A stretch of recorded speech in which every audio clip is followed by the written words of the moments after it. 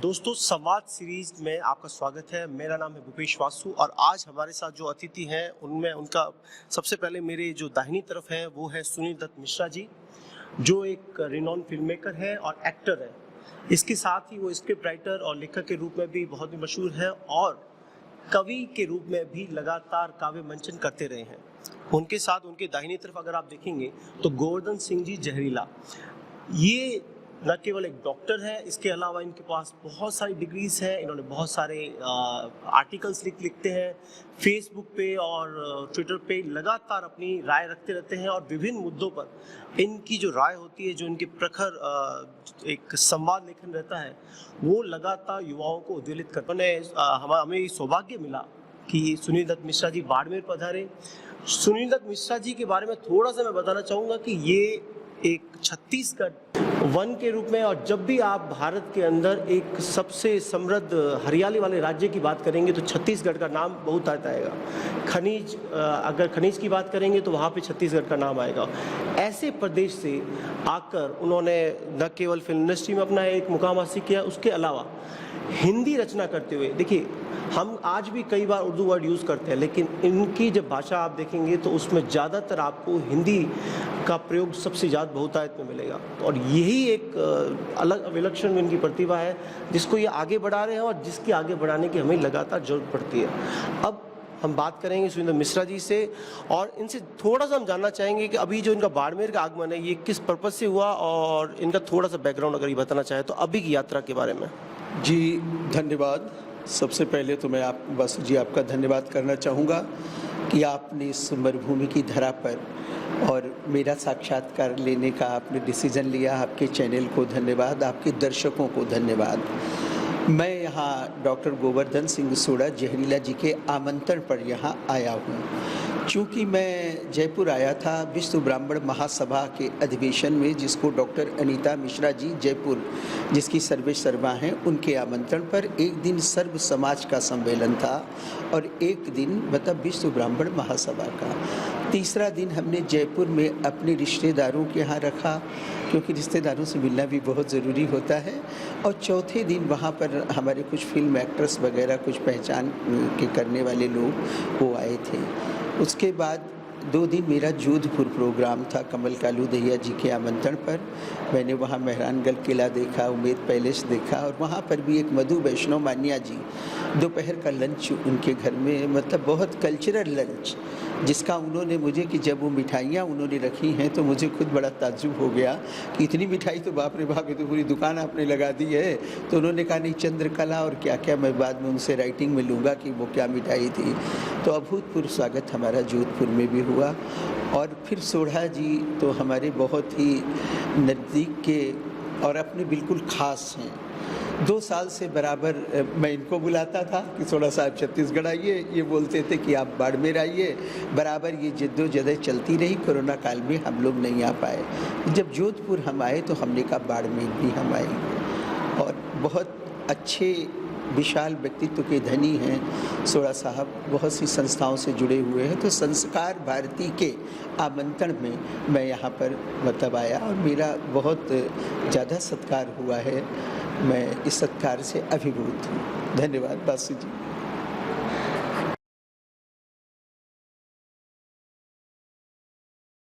इसके अलावा थोड़ा सा मैं बैकग्राउंड जानना चाहूँगा कि भाई साहब, एक आपके जीवन परिचय के रूप में जब आपका नाम भी पढ़ते हैं तो सुनील दत्त मिश्रा, तो वो जो नाम है सुनील दत्त, वो भी एक ऐसा नाम है जो फिल्म इंडस्ट्री में लंबे समय तक मतलब एक जिनको परिचय का जरूरत नहीं कहेंगे, और एक बहुत बड़े एक्टर रहे हैं, उसके बाद वो पॉलिटिशियन भी रहे हैं। तो आपका नाम का थोड़ा सा हम जानना चाहेंगे कि नाम कहाँ से आया, मतलब कोई वहीं से आया है या फिर अलग ही कोई इसका कारण है? जी दरअसल क्या है, हमारा जो मातृकुल है उसमें दत्त लगाते हैं, तो हमको पितृकुल का, जैसे मिताक्षरा और दाई भाग पश्चिमी बंगाल में 2 रूल अपने पूरे देश में चलते हैं, तो इस रूल के अंतर्गत मुझे वो नाम मिला है दत्त, मेरा मतलब सरनेम। और आज भी 100% लोग मुझको मिश्रा तो कोई कहते ही नहीं है, सब सुनील दत्त, दत्ता साहब, दत्त सर, ऐसे पूरे देश के लोग मुझको बताते हैं। तो ये दत्त हमारे मातृकुल का सरनेम है। वहाँ पर हमारे रवि दत्त मामा जी, रवि दत्त वाजपेयी, देवदत्त वाजपेयी, कृष्ण दत्त वाजपेयी, गणेश दत्त वाजपेयी, तो वो दत्त फैमिली से सरनेम हमारे यहाँ हमारी माँ ने लगा के और एडमिशन कराया तो मैं दत्त हो गया। अब भाई साहब, अभी जो आप जिस मूवी के लिए आप स्पॉट के लिए आए थे, जिस तरीके का आपको देखना था यहाँ पे, और आज शायद आपने बाड़मेर के कुछ ऐतिहासिक स्थलों को भी देखा है, शायद किराड़ू को देखा होगा, और भी कई स्थल है जो बाड़मेर के आसपास है। ये हमारी संस्कृति का एक हिस्सा रहे हैं। और अभी पिछले 6 महीनों में शायद इस पर ज़्यादा चर्चा की गई है कि मंदिर टूटने से कितनी संस्कृति को ही ह्रास होता है। तो इस पर आपकी तरफ से आपका क्या विचार है कि जो ये आपने मंदिर देखे हैं यहाँ पे, जैसे अभी वो बिखर गए हैं ऑलरेडी, उन पे इतना संरक्षण नहीं है, और ऐसे ही मंदिर आपको यदि पता हो तो पीओके में जैसे शारदा पीठ थी और वो भी थे, तो आपके जैसे जो विचारवान लोग हैं, जो प्रबुद्ध वर्ग से आते हैं, जो इस पे लगातार कार्य कर रहे हैं, तो हम थोड़ा सा जानना चाहते हैं कि उस पर क्या कार्य किया जा रहा है, कुछ आपकी तरफ से। देखिए, सबसे पहली बात तो दोनों की समान जवाबदारियां होती हैं। जैसे शासन से हम किसी मंदिर के जीर्णोद्धार को चाहते हैं, तो जनता भी जो हमारी हिंदू संगठन है, हिंदुत्व वाली जनता है, अगर प्रत्येक घर से, मेरे विचार से, कि 100 रुपए भी अगर इकट्ठे किए जाएं, तो सुधा साहब, एक 100 रुपए अगर एक परिवार के लोग मंदिर के जीर्णोद्धार के लिए दें, अपने हिंदू कम्युनिटी, हम दूसरी कम्युनिटी से बिल्कुल इस चैनल के माध्यम से चर्चा नहीं करेंगे कि अदर कम्युनिटी हमें पेमेंट दें, तो 100 रुपए अगर हमारी एक मतलब व्यक्ति से इकट्ठे किए जाएं तो करोड़ों अरबों रुपए हो जाएंगे। जैसे कि अब ये आपका किरातू वाला जो है, इनकी भी विषय में मैं ये बोलना चाहूँगी कि जितनी भग्नावशेष मूर्तियाँ हैं, अगर वो जोड़ दी जाएँ और जोड़ के फिर इनका, हम जब हुआ जैसा हुआ मुगल काल में वो तोड़ी गई, तो सारे पूरे हिंदुस्तान के मंदिर तोड़े गए। वृंदावन के जो मंदिर हैं उसमें भी गोविंद देव जी के मंदिर की 2 मंजिलें औरंगजेब ने तुड़वा दी थी। लेकिन आज स्थिति ये है कि औरंगजेब हो, अकबर हो, हुमायूं हो, और गोरी हो, गजनबी हो, इनका कोई नाम लेने वाला नहीं। लेकिन आज हमारे शिवाजी, राणा प्रताप, इनके अगर गीत भी जरा जंगलों में गा दिए जाते हैं तो आंखों से आंसू निकलने लगते हैं। हर व्यक्ति उत्तेजित हो जाता है, आंदोलित हो जाता है। ये हमारी एक संस्कृति की रवायत है। तो आपके चैनल के माध्यम से मैं जनता को ये संदेश देना चाहूँगा कि धन संग्रह करके, और इन मंदिरों का, बहुत से मंदिर ऐसे हैं जो पुराने, जहाँ पूजा नहीं हो रही है, वहाँ पर भी जीर्णोद्धार किया जाए, उनकी साफ सफाई की जाए। और हमारे बिलासपुर में भी मतलब कुछ लोग ऐसे हैं जैसे समीर शुक्ला जी, तो वो मंदिरों का जा के जीर्णोद्धार करते हैं, ग्रामीण मंदिर। अब जैसे किसी गांव में एक मंदिर है, वहाँ पूजा करने वाले लोग नहीं हैं, है नहीं, तो उसको भी, रतनपुर रियासत है हमारे घर से 26 किलोमीटर दूर, वहाँ का भग्नावशेष किला है, महामाया का मंदिर है, और भोसले परिवार का राम राजा का मंदिर, पहाड़ी चोटी, उसको राम पहाड़ी कहते हैं। और लक्ष्मी, कभी आप छत्तीसगढ़ अगर आप आए तो आपको लेके चलेंगे वहाँ, और आप देखेंगे कि कितनी सुरम्यता, पहाड़ के ऊपर चढ़ने के बाद हरियाली है। तो वो इस विषय पर काम कर रहे हैं और अवेयर हो रहे हैं लोग अपनी संस्कृति के बचाव। जैसे हम भी कई मोटरसाइकिल में जाते हैं ना, तो ग्रामीण अंचलों में अंदर घुसे हमने देखा कि ये मंदिर भग्नावशेष है, तो हम इसकी सूचना संबंधित व्यक्ति को मतलब प्रिस्क्राइब करते हैं कि इस मंदिर को भी आप देखिए। अभी हम एक जगह शूटिंग थी, बिरतिया बाबा की अमृत माटी, वहाँ पे तालाब, अब मतलब जनसंकुल नहीं है, आबादी है वहाँ, पूरी सब लोग रह रहे हैं, तो पूरे मंदिर काई से हरे हो गए। उन मंदिर का लुकआउट मैंने फोटो खींचे भी, तो मेरे मोबाइल में मतलब वो खराब हो गया, इससे डिलीट हो गए, नहीं तो मैं आपको दिखा, काई से पूरे मंदिर हरे हो गए। जो पत्थर के मंदिर थे वो हरियाली में बिल्कुल बदल गए हैं। तो ऐसे मंदिरों को केमिकल के द्वारा धोया जाए, साफ किया जाए उनके लिए। और हमारी कम्युनिटी यानी हिंदुत्व को जागृत करने वाले लोग बहुत हैं। अब मतलब लोग अवेयर हो रहे हैं इस विषय में, लोग समझ रहे हैं कि अगर हमारी कम्युनिटी को किसी तरीके से डिमॉन्स्ट्रेशन हमें दबाया गया, तो इस माध्यम से जनता सजग हो रही है।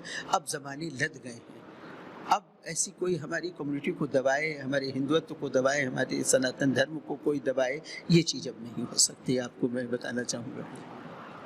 जैसे कि भाई साहब आप बता रहे हैं, जैसे मंदिरों के जीर्णोद्धार के बारे में बात हो रही है, तो हमारी फिल्म इंडस्ट्री में ज़्यादातर जो जितनी मूवीज़ बनी हैं वो या तो मुगल जो शासक थे उनकी प्रशंसा के लिए बनाई गई थी, या फिर इस तरीके से बताई गई थी जिसमें कुछ हमारे जाति विशेष वर्ग को ही हमेशा टारगेट किया जाता। तो आप जैसे जो प्रबुद्ध वर्ग से जुड़ते हैं, जो फिल्म इंडस्ट्री से आते हैं, उनका जो रोल है वो एक्चुअली और ज़्यादा मतलब बढ़ जाता है ऐसे समय में। तो मैं तो ये जानना चाहता था कि जैसे अभी आपका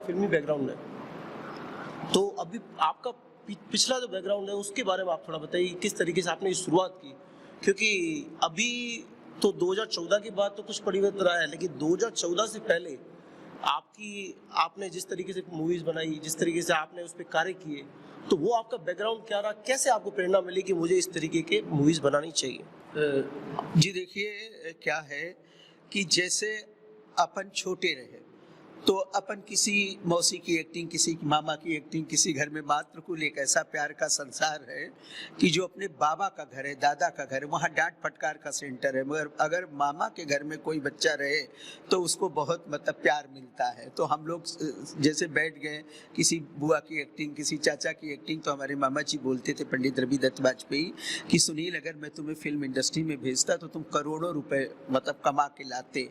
तो फिर मैंने समवयस्कता की उम्र में, मतलब 40 साल की उम्र में मैंने फिल्मों में प्रवेश लिया।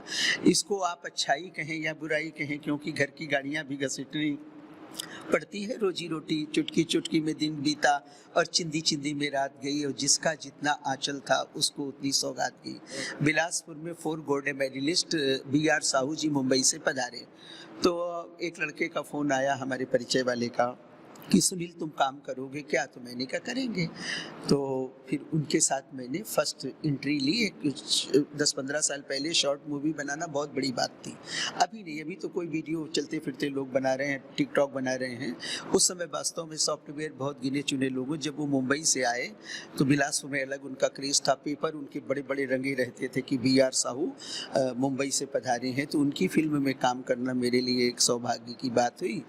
और जब मैंने रोल किया तो उन्होंने मेरा इंटरव्यू लिया, मुझे सेलेक्ट किया, मतलब ऑडिशन लेके बाकायदे, और वो मूवी बहुत लोकप्रिय हुई और उसमें अच्छे अच्छे कलाकारों ने काम किया था। कला निकेतन के नवीन सोनी ने, निरंतर आकाशवाणी में बटन खोलो तो विजय लक्ष्मी शर्मा फोक जमाजम, दाई जन देवे संगवारी, चाहे तो नोनी रह जाए कुंवारी, ऐसे करके विजय लक्ष्मी शर्मा, निशा चेलकर स्टेट अप की पहली नायिका, जो बचपन से जवानी की उम्र में भी 50 साल की हो गई होंगी, एक्चुअल मुझे एज नहीं मालूम है, तो उन्होंने मेरी वाइफ का रोल किया। तो मतलब ये सब नामचीन लोग थे। ब्रहनला की भूमिका में शिमला में टॉप करने वाले नवीन सोनी जी, मुझे तो ऐसे लग रहा था कि मैं उनके लोगों के कद के बराबर कहीं खड़ा हो पाऊंगा क्या, लेकिन नसीब के सितारे मेरे साथ थे। और उसके बाद मुझे फिल्में मिलना चालू हो गया और मुझको जेठू साहू जी की दीवाना छत्तीसगढ़िया मिली, तो उसमें मैंने ताऊ जी का रोल किया। वो ताऊ जी का रोल पूरी इंडिया में प्रसिद्ध हो गया। पत्रकारों ने लिखा, हमारे यहाँ रायपुर में अनुरुद्ध दुबे जी हैं, उन्होंने अपने सामना में लिखा कि ये हैं दीवाना छत्तीसगढ़िया के ताऊ जी। हमारे यहाँ एक वाजपेयी फैमिली है जिनके यहाँ जज से लेके इंजीनियर से लेके और सारे लोग हैं उनके परिवार में, सारे लोग एमएलए तक है, तो उनके परिवार में सम्मान हुआ हमारे बिलासपुर में। चंद्र प्रकाश वाजपेयी जी पूर्व एमएलए सीपत, उनके यहाँ बहुत बड़ा सम्मान, उनकी धर्मपत्नी डॉक्टर उषा किरण वाजपेयी जी ने सम्मान समारोह रखा था, इतना बड़ा कि मतलब और पूरे पेपर रंगे थे, मतलब ये दीवाना छत्तीसगढ़िया के ताऊ जी, बस मुझे फिल्में मिलना चालू हो गई।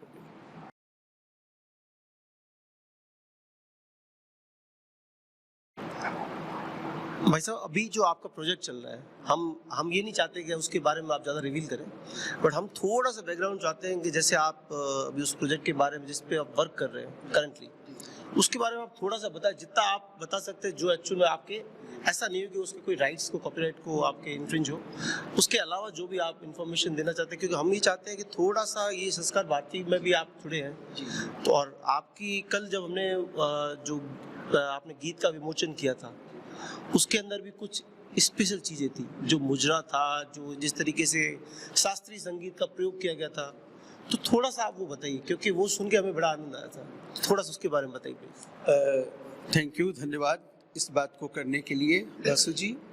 ये उत्तर भारत की कहानी है, जबकि मैं छत्तीसगढ़ का हूँ। मुझे छत्तीसगढ़ की फिल्म में पहले शुरुआत करनी थी। मेरा नया प्रोडक्शन है अभी, सूर्योदया फिल्म्स प्रोडक्शन, बिलासपुर, मुंबई में मेरा रजिस्ट्रेशन है बाकायदे, और पहली फिल्म की मैंने लॉन्चिंग की है।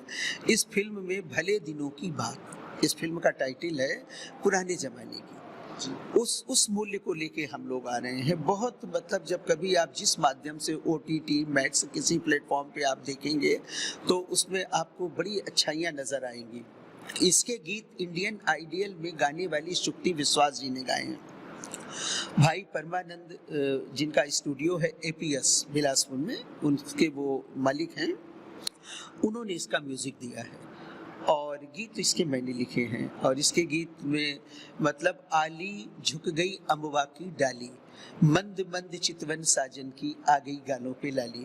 तो ये हमारी फिल्म जैसे आजकल की प्रेम कहानी नहीं है। बड़ा ताज्जुब आपको होगा इस चीज़ को जान के, थोड़ी सी बात जब आपने हमारी फिल्म के विषय में की। इसमें लड़की के मामा के घर में लड़के जो हीरो है वो माठा मांगने जाता है, जिसको आप छाछ कहते हैं। पुराने आजकल तो एक माचिस भी मांगने में पड़ोसी लोग शर्माते हैं। उस समय माठा मांगा जाता था, जिनके यहाँ जानवर होते थे कि भाई जाओ माठा उनके यहाँ से मांग के। तो हीरोइन के मामा के घर में हीरो गया माठा मांगने। तो माठा मांगने के बाद हीरोइन ने उसको देखा और देखते ही रह गई। वो तो माठा जो बाल्टी में उसकी मामी ने माठा दिया, और वो अंबिकापुर की एक मतलब बहुत अच्छी लेखिका हैं, वो इस मामी का रोल कर रही हैं, हीरोइन की मतलब मामी का। और इस फिल्म की हीरोइन है कथक नृत्यांगना, रायगढ़ घराने की बहुत अच्छी संपूर्ण देश में जानी मानी कथक सामग्री कहना चाहिए, वासंती वैष्णव की शिष्या। उसका हमने सिलेक्शन उसके स्कूल से किया था, क्योंकि एक फिल्म में वो सॉरी पापा में मेरी बहू बनी है, और अब हमने उसको अपनी बेटी शिमला के रूप में उतारा है। 1950 की स्टोरी है, बहुत टशन की कहानी है। मतलब उस समय का माहौल आप देखिए, हमारा दूल्हा साइकिल पर उठता है। आजकल तो कारों का ज़माना है, कोई कंटेसा दे रहा, कोई कुछ दे रहा, कोई रेरा दे रहा, कोई डस्टर दे रहा। हमारा दूल्हा जब इधर उधर मुंह करता, उसकी सास बोलती बेटा खा लो ना, तब वो बोलता किन्नर।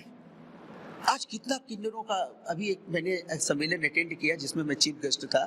जापान की रमा शर्मा जी ने जापान में शिव मंदिर बनवाया अपने, तो किन्नरों पे चर्चा की। तो उस संस्थान के आयोजक सूर्या शिक्षण समिति कठुआ के चमन सिंह जी, तो उन्होंने कहा सुनील दत्ती जी भी किन्नर पे थोड़ा प्रकाश डालें फिल्म में।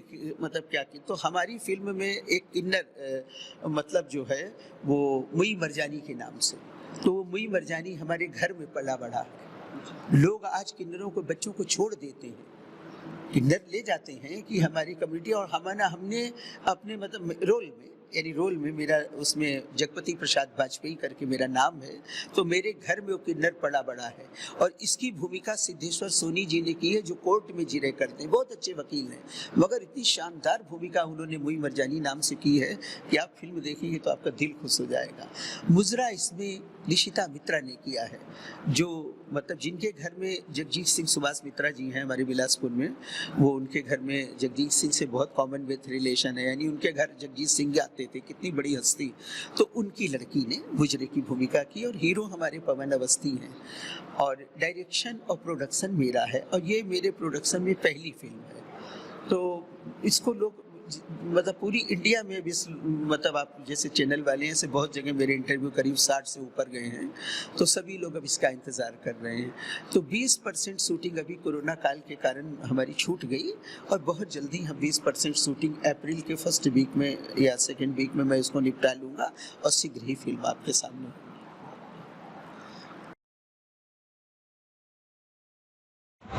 जी भूपेश जी, आपका बहुत बहुत धन्यवाद कि जो आपने मेरी फिल्मों के बारे में पूछा। तो मैंने छत्तीसगढ़ की दीवाना, छत्तीसगढ़िया, राधे अंगूठा छाप, प्रेम अमर है, अंगार, और असली कलाकार, बिरतिया बाबा की अमृत माटी, ऐसे करके बहुत सी फिल्मों में काम किया है। और 6 मेरी फिल्में बड़े पर्दे की टाकीज़ों में लग के जा चुकी हैं।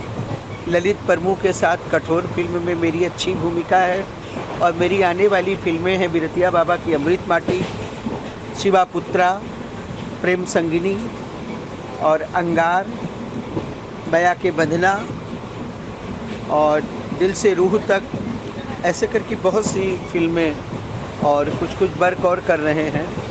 और हमारा इरादा पानी रे करके एक फिल्म आपके बाड़मेर में भी बनाने का है। अगर सब तरीके से मुझे सहयोग मिला, मुझे मालूम है कि गोवर्धन दास जी, सोडा जहरीला जी का मुझे सहयोग मिलेगा, तो फिर जाड़े के दिनों में भी तो मतलब सवाल ही नहीं उठता, क्योंकि गर्मी बहुत है। फिर एक ऐसे मतलब टेली मूवी के माध्यम से मैं पानी रे में शूटिंग करूंगा। और मैंने एक यहाँ की मतलब अभिनेत्री के रूप में एक लड़की का मैंने चयन भी कर लिया है। और सोडा जी हमारे इस राजस्थान के बाड़मेर के मुखिया रहेंगे, उन्हीं के निर्देशन में सब हम लोग काम करेंगे। और आपको ढेरों शुभकामनाएं, बधाइयाँ कि आपने मुझे यहाँ पर आमंत्रित किया है अपने चैनल पर। तो ऐसा करके मैं कुछ टीवी सीरियल और इधर उधर बहुत सी, अभी एक सरपंच करके फिल्म है उसमें भी मेरा रोल है। ऐसा करके मैं कुछ काम कर रहा हूँ, छोटा मोटा एक एक्टर हूँ। और अभी अपनी फिल्म भले दिनों की बात, इसकी देश में चर्चा है। अब इसको पूरी करने के बाद, अभी तो 80% बनी हुई है, 20% और बनेगी, क्योंकि फिल्म निर्माण बहुत टेढ़ी खीर है, बड़ा मुश्किल का काम है और हम जैसे साधारण लोगों के लिए तो और मुश्किल है। तो धन्यवाद, थैंक यू।